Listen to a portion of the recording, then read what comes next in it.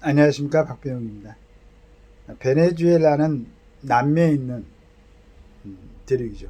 우리하고는 여러 가지 조건이 상당히 차이가 있죠. 굉장히 세계에서 가장 석유 자원을 많이 갖고 있는 그 나라라고 들었습니다. 그런데도 불구하고 2000년대 들어서면서 차베스, 지금 이제 마두로, 이런 두 사람의 통치 행태로 인해서 완전히 그냥 국가가 전체적으로 어렵게 되었습니다. 더구나 이번에 이제 대통령 선거를 했는데 투표에 부정적인 사항이 여실히 들어간 것 같아요. 미국에서는 그 야당 대표를 갖다가 실제적으로 이 사람이 대통령 선거에 승리했다 이렇게 이제 판정을 했었죠. 이런 얘기를 보면은 참 국가를 정말 이해하지 않는 리더들이 집권을 하게 되면 나라 전체가 아무리 좋은 조건을 갖고 있어도 나라 전체가 이렇게 엉망으로 돼버린다. 그러나 이제 베네수엘라가 우리하고는 약간의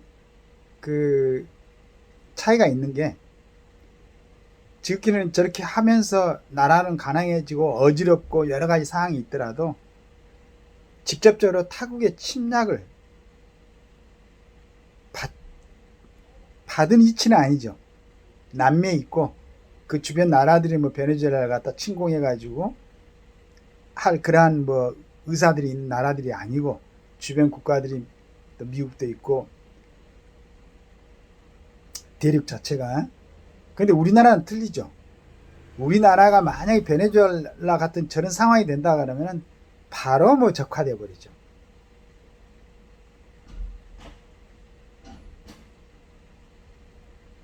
일부 세력들은, 특히나 이제 우리 위쪽에 있는 그 어린 친구가 지금 집권하고 있는 그 세력들은, 우리나라가 베네수엘라 같은 상황이다 그럼 말할 것도 없죠. 바로 그냥 내려오겠죠. 그러면 아무런 대항력도 없이 그냥 당할 수가 있죠. 그러나 다행스럽게 우리 대한민국이 그래도 세계에서도 참, 지금 아프리카 같은 데는 박정희 대통령의 새마을 사업, 그걸 갖다 공부하려고 굉장히 애를 쓰고 있죠. 여러 나라에서는 그걸 갖다 배워가기도 하고, 이승만 대통령과 박정희 대통령 같은 정말로 보기 드문 그러한 위대한 지도자들이 있어가지고 지금 대한민국이 이렇게 지탱되고 있지 않는가 하는 생각을 하고 있습니다. 베네수엘라 국민의 대마두로 메시지, 이렇게 해가지고 한국 경제에서 정리를 해놓은 게 있어 한번 보니까요. 베네수엘라 국민들은 이번에 1998년 우고 차베스 대통령 당선 이후 6번째 대선 투표소로 항했다. 그동안 베네수엘라는 불안전한 민주주의 국가에서 군사 독재 국가로 전락했다. 평화적으로 자유를 회복할 수 있다는 희망을 품고 투표에 나선 것이다. 투표율은 그 어느 때보다도 높았고, 출구조사에선 민주야권 에드문도 곤잘레스 우르티아 후보가 큰 차이로 앞선 것으로 나타났다. 하지만 독재자 니콜라스 마두로 대통령은 다른 생각을 가졌다. 마두로가 통제하는 국가선거관리위원회의 야당 의원들은 군비에 의해 선관위 본부 출입이 금지됐다. 빈곤층 지지 없고 부상한 야권, 전통적 야당은 베네수엘라 독재 정권에 의해 대부분 파괴됐다. 이후 10개 정당, 시민사회단체, 기타 정권 반대 세력이 모여 민주연합을 결성했다. 카리스마 넘치는 야당 지도자 마리아 코리나 마차도가 부상했고, 독재 정권도 그를 두려워한다. 그는 차비스모가 초래한 빈곤으로 가장 큰 고통을 받고 있는 빈곤층에 다가갔다. 이전 야당 후보들은 상류층 대변자로 분류됐다. 지난 1월 마두로가 통제하는 대법원은 그의 후보 등록을 금지했다. 4월 곤잘레스가 그를 대신해 후보 등록을 하면서 마차도는 함께 선거운동을 시작했다. 두 사람은 3개월 이상 전국을 횡단하며 군중을 끌어모았다. 개표가 정직하게 이루어졌다면 마두로 대통령의 패배가 누구도 놀라지 않았을 것이다. 베네수엘라 경제는 차베스가 사망한 2013년 마두로가 집권한 이후 국제유가가 하락하면서 급격히 침체됐다. 10년간 심각한 식량 휘발유 부족 상태가 발생했다. 병원 시스템은 실패했고 시민 자유는 사라진 지 오래다. 2013년 이후 볼리바르와 가치는 달러 대비 99% 이상 하락했고 베네수엘라 국민은 50개월 연속 초인플레이션을 겪고 있다. 가장 비극적인 것은 인구의 25%가 이민을 떠나 가족이 해체됐다는 점이다. 마차도는 인터뷰에서 국민을 하나로 모을 수 있는 한 가지 요소가 있는데 바로 아이들을 고향으로 돌려보내고 싶은 열망이라며 이는 국민들에게 배고픔 그 이상이라고 말했다. 국민을 그리려면 독재 정권, 마두로 대통령 투표 결과를 통제할 수 있다고 생각했기 때문에 선거에 동의했다.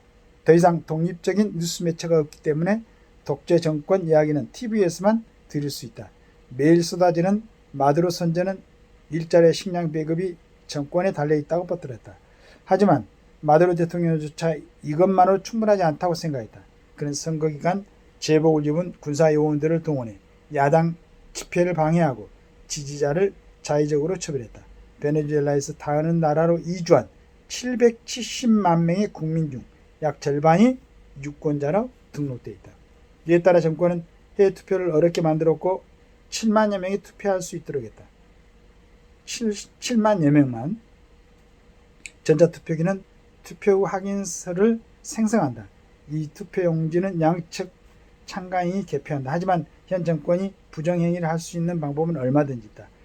결국 이는 국민을 거리로 내몰았다. 다른 국가들도 마두로 대통령에게 국가 폭력은 대가를 치르게 될 것이라고 경고하고 있다. 베네수엘라 국민들이 이번에는 다를 것이라고 믿는 이유 중 하나다. 그러니까 770만 명이 다른 나라로 이주한 모양이에요. 770만 명. 베네수엘라 인구의 한 30% 좀 25% 정도라고 그러죠. 이렇게 한 나라의 정치 행태가 한 국가를 또 국민들을 이렇게 어렵게 만드는 겁니다. 국민들이 잘 판단해야 돼요.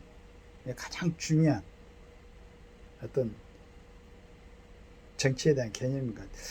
어떻게 이런 사람을 대통령 2014년부터 지금까지 했으면 10년 넘게 한 거죠.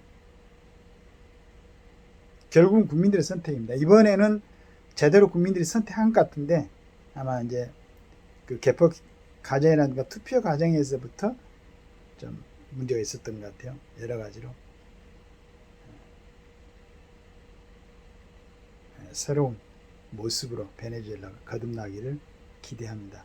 이런 걸 갖다가 타산지석으로 삼고 우리나라에서 과연 어떤 사람들이 정치 지도자 되고 어떻게 국민들은 투표권을 행사해야 되는가 갖다가 우리에게 보여주는 교훈이 아닌가 생각을 하게 됩니다. 감사합니다.